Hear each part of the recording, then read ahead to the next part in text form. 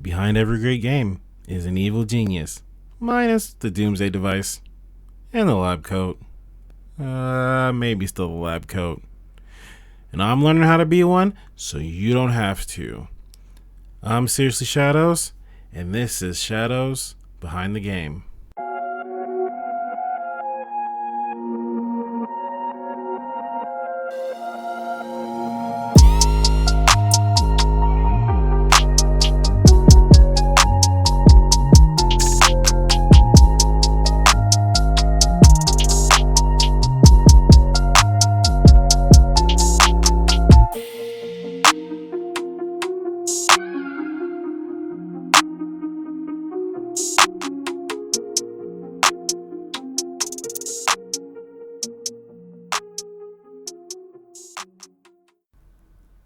What's up, guys?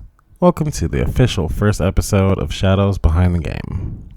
I hope today's treating you a little more fairly than a Soulsborne game on a Thursday. See what I did there? That's a double insider. So, with all the things going on with the channel, changes, new things getting added, all that fun stuff, things kind of fell to the back burner. I mean, it didn't help that I kind of moved, and that took a bunch of time out of my already busy schedule. But now with things kind of getting into a new normal, I think it's about time to get the ball rolling on this. I should have enough content to cover quite a few weeks of this, so that's good for you guys, right? I'm trying to think about how to kick this series off specifically. I think it makes a lot of sense to give you guys one solid place to get my whole anime backstory of what got me to wanting to learn how to design so badly that I paid American money to go to school for it. You could probably catch my little backstory into gaming in multiple different places if you watch me enough, but I think if you needed one definitive place to hear the one good take solid one last time so you can get the ball rolling for all of this info dumping I'm going to do at you in the near future, I think it's a good place to start. So now let me set the stage for you a little bit. We're going back to the early 90s. Early 90s? Getting my little 2 or 3-year-old hands on my very first controller. It was the Super Nintendo. I couldn't honestly quote to you what my first game was or would have been, but I was at the time of 2 to 3 years old, really in those weird license games. I had multiple different ones, Aladdin, Mickey Mouse, like 2 different Mickey Mouse games, the Power Rangers, all those license games, which, I mean, were fun in their own kind of way. I'm more that they were knockoffs of other games that were around at the time with skins of characters that you knew and loved because license games. But I took a lot of pride in getting really good at games like Mega Man X and Super Mario World, Donkey Kong Country. A lot of platformers that you may say, those were the mid-tier. Those were the legit games of the time. Like platforming games were super serious. If you didn't play a Mario at that point, if you didn't know who Donkey Kong was, that's like you're missing out on huge chunks of time, a whole generation worth of gold with these games. But I'm not gonna sit here and take both hands circle jerk Nintendo all day. That was only where I got my start. That was my descent into madness, so to speak. The accomplishments came when I would actually get through those games, whether by myself or playing with my mom or whoever would actually play with me. actually getting through and starting to beat these games that was like um, making the gamer bro that was waiting to happen. I guess it was kind of tragic when it all comes to the end, but you just wait for that. No spoilers, no spoilers. And then the Polygon era came. Your boy upgraded from the, I mean, well, updated pixels of the Super Nintendo to an N64, which that was wild. That's where gaming took a huge turn. There were still some platformers, Mario 64, but those were 3D platformers. And then you've got like wild games, like whole RPGs. The Ocarina of Time, goated. Um, then you had off the wall titles, Super Smash Bros. Like one of the best fighting games in all of Nintendo 64 history. It, I mean, look at where that game is now. Just saying, just think about that. But there are some other off the wall things like this. Just noticing the change in controller, the evolution of the graphics, the evolution of the controller, the way storage was needed and had to be used. Everything was changing kind of rapidly when you think about the difference from the Super Nintendo to the N64. And I say even the N64 and PlayStation 1. Two different sides of the same coin. And that really gets interesting when you start to think about that and how the PlayStation evolved even to surpass the N64. So this is where you're starting to get into like the thick of it. I know, yeah, old stupid TikTok kids joke. I got it. It's okay though. I just follow me here.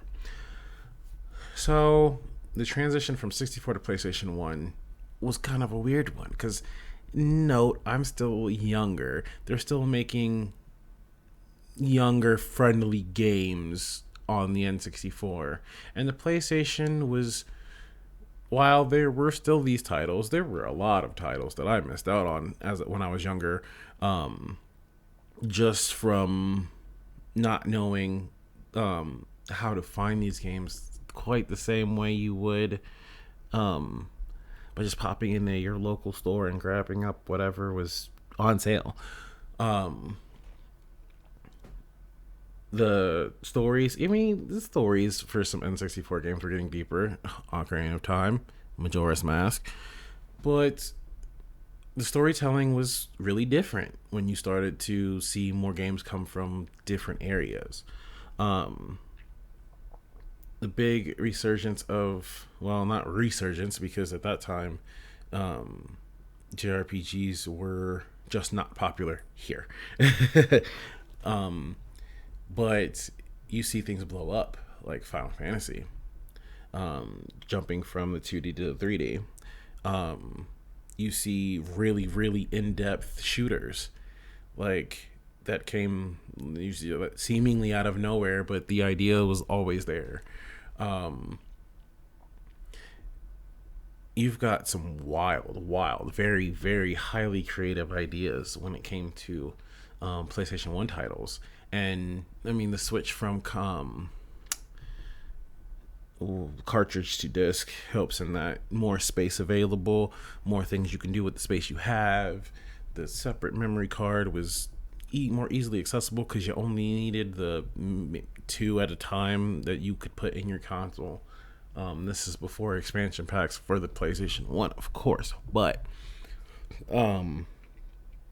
it was nice to see a much bigger variety. I got scared shitless literally of Resident Evil early on, and I got to take that fear and overcome it later, which was great. But getting to play games like Final Fantasy 7 and Tactics ended up becoming my favorite game of all time. One of the big inspirations for some things I'm going to talk about here in a few seconds. And 7 being like really up there for storytelling for me. Then you move on to like games with wilder, weirder plot twists, games with deeper meanings, games that you could even come up with theories and stuff for, like think games that made you think and made you want to know what else was going on, what's going on behind the scenes, long before the internet could ruin it all for you. Or in the case of Japanese titles, Ultimania and all the books that would come out, the extra media that you could buy overseas and not buy here. But there were still translators, so if you could get your hands on the stuff imported, which was way harder back then than it is now, and get it translated, you had content for days, weeks, months, years. Just, I mean, because I guess being able to import some gaming paraphernalia, it's kind of a privilege, but more power to you, I swear. So now that I've got your feet dipped into the water and kind of stuck for a ride now, and talked about the PlayStation 1, where that was kind of a switch. You had polygons, pixels, how whatever way somebody could portray a person, they were going to use to portray a person, and they had more space to do so. And games were just more dynamic. Yeah, it might have taken multiple discs to do so, but games were getting good. Games were getting really good. I want to say somewhere around the PlayStation 1 era is where games could essentially overtake movies in a storytelling aspect. Like games could do it before. You were always, you wonder why people want that Netflix Legend of Zelda. They're still going to be asking for it until it comes and ruins the IP, and no one ever wants to ask for these things ever again. But the reason people want to ask, because it's so story rich. I got the same vibe from Final Fantasy, and that was huge for me. A huge inspiration. One of my biggest inspirations is everything that went into Final Fantasy X.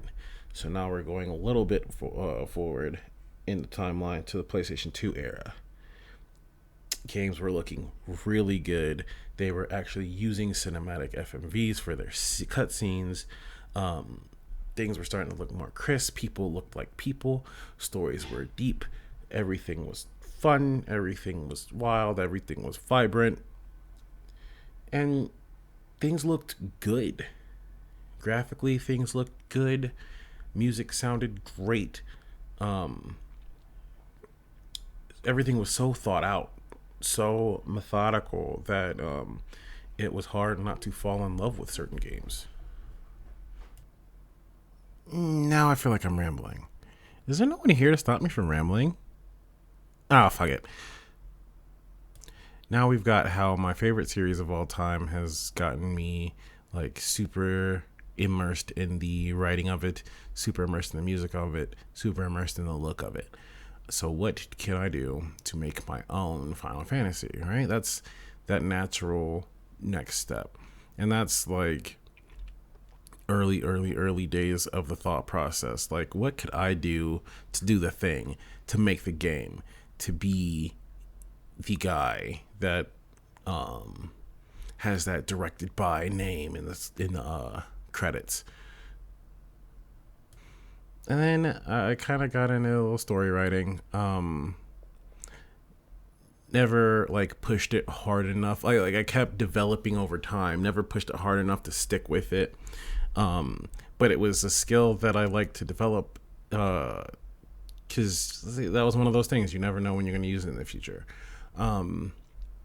Also, having enough organizational skills to at least keep a project together. Like, if I could go back and take any episode of any podcast that I had, and I still have it somewhere, and I still have documentation on things that I needed for whatever important purpose, whenever.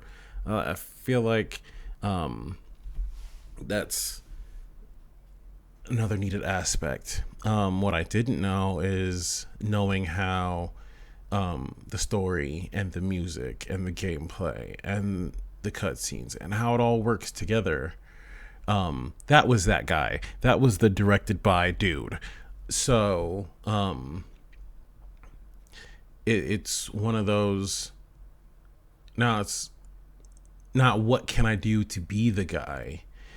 What are all the trades that the guy needs to know to be the guy?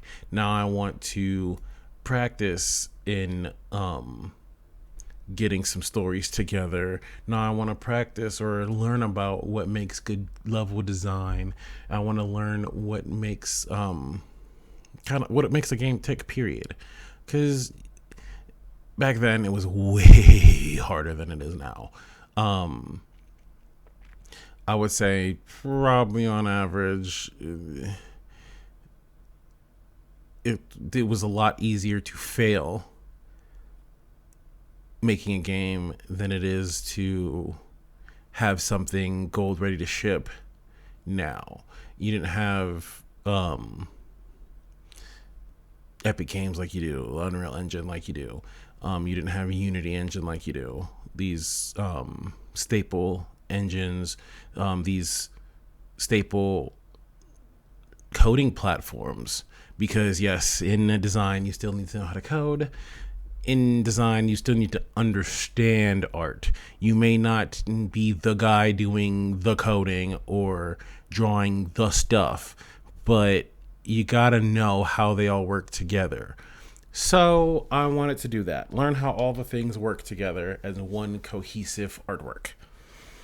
I like the sound of that. One cohesive artwork. Because when you think of games like a TV show or a movie or a mural, or like, you kind of get the more intrinsic value out of it. You get the whole, like, okay, this game might not have had the best story, but the gameplay was really fun and it looked great. Oh, this game was really deep and had a great story. It might not have looked so good, but it was fun to play. Like, the things that separate good and bad games, the things that make subjective things objective in multiple people's mind at once. And the level of manipulation you have to be into to kind of learn that is we won't talk about that today. But it's nice to know what makes a game tick and what makes gamers tick. That's part of what this series is for, because I'm the guy starting off as a gamer wanting to learn how to do the thing, be the guy, make the game. And what I'm hoping to show you as time progresses, how I can taking a project from beginning to end, what you need to know as a designer, what you should do in certain situations, what you would do if you wanted to do the same thing. Like if you wanted to get into it yourself, what resources you might want to look into.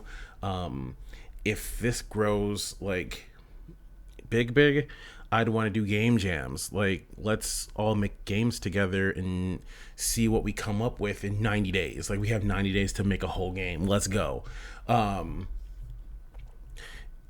in all facets, like going from beginning to end, the storyboarding process, the brainstorming, making the numbers work for you when you're making a battle system, or whatever gameplay style you need, like what makes your game work. That's what we're going to be here to talk about. So there's going to be a lot of me kind of being like your game design mentor, a guru, if you will. But I'm not even like, I'm starting off that Padawan and you're kind of along for my ride as I grow through it. And I think it's the coolest thing in the world that I can kind of share this experience with you guys. The best part of all of it is with this podcast. You guys are as much of the content as I am. So doing game jams and be able to record things, getting interviews with people in the industry, getting others that want to talk about it, build a buzz around it, build a community, because that's another thing that's good about game design. You're the guy in the middle. You're that project manager dude. So if you wanted a project, what kind of artists would you look for? What kind of developers would you want on your team? What kind of music does it need to have? And you have to know the bulk to put it together correctly. Like, what if the soundtrack of Resident Evil and the soundtrack of Plants vs. Zombies swapped? You would be able to get what they were going for, but it won't hit right. Trust me. That's not one thing. I mean, same premise, different thing. Let's not do that. So, and I do have to make it clear, which that's one, like, the next thing I'll be talking about is what is a designer specifically, and what is what is the difference between a game designer, a game developer, and a game artist. I mean, there's other roles, but those are your big three. If you wanted to get your foot in the door in the industry, those are the jobs you're looking to go after your internship. Those are the jobs you're looking for. I mean, yeah, they niche down further than just designer, than just developer, than just artist. They niche down further, but in your basic, like, field of expertise, you're definitely going to want that distinction. Why am I a designer? Because I'm the manager guy. I put all the things in the thing to make it work. I like to write all the documents to make sure everything is pristine to the T. I's crossed, T's dotted. I know that was backwards. I'm that kind of guy. Sorry. But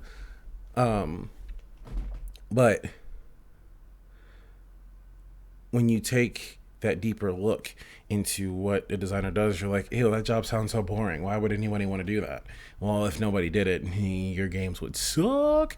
I mean, sometimes I'm starting to think that that's why some games come out the way they do, because I don't think all game designers want it to be designers. I guess I won't generalize that hard, because a lot of designers put a lot of thought into their work, put a lot of heart into their work. Like, those are their babies, and it's hard to kind of put a monetary value on your baby, right? So, but people hop in and out of the industry all the time. People prosper at different rates. Some people like to sit down and do the desk work.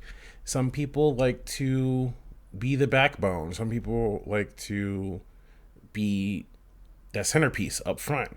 Like, I want to be an artist because I'm good at art, and I want to be that front guy. I want to be the person that makes all the pretty things you like to look at.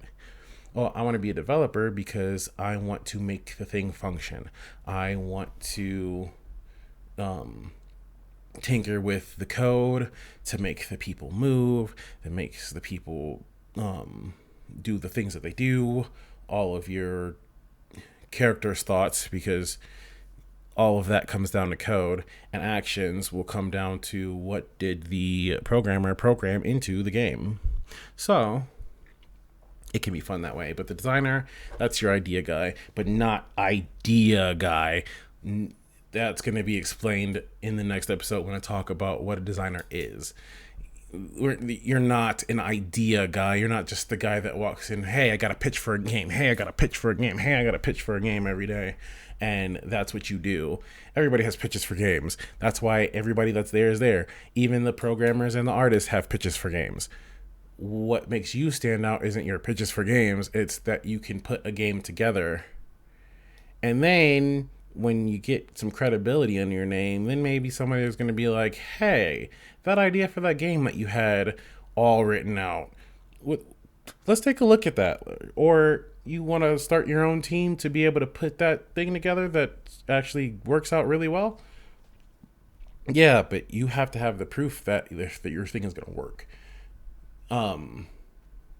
You're not going to be able to I can't just walk up into Microsoft Game Studios right now and be like, hey, I have an idea for a game. Give me a job right now. And you can have this $1 million blockbuster AAA property idea right now. It doesn't work like that. And it doesn't work like that for a reason. It's kind of hard to take a game, break it down in all of its parts, show what works and what doesn't work, and like be able to think about that, all of that critically. It's easy to like come up with an idea for a game and make it some self-fulfilling prophecy. Like, I want to make a shooter. It's just like Call of Duty. It might as well be Call of Duty, but it's all the characters are pandas. And why is that a game that anybody wants? Oh, well, in this game, there's these specific game modes that have a lot to do with actual pandas. Okay, now you're talking about something more interesting. But when you first brought the idea to me, I'm like, are you crazy?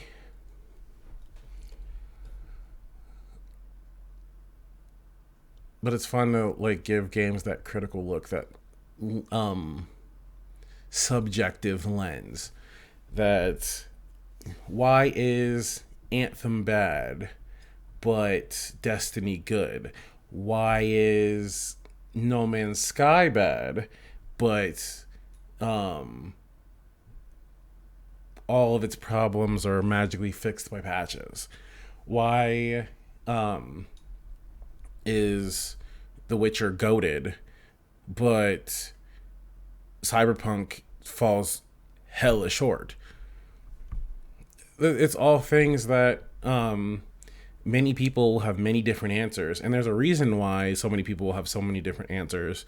There's no one surefire, this is it game idea that just works. It's all trial and error. It's all peer review. It's all feedback from your audience, from your players. There's reasons why some things work. Like, take a game like Final Fantasy 14. You can get people to pay for that game constantly for entire lifespans. Why?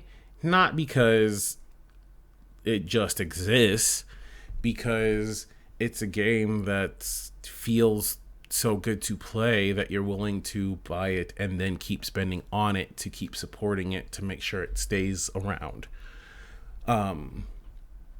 That's another thing we'll get into later, is monetization strategies and the fun stuff that comes with games as a service, or whatever you want to call these monetization models that they use now.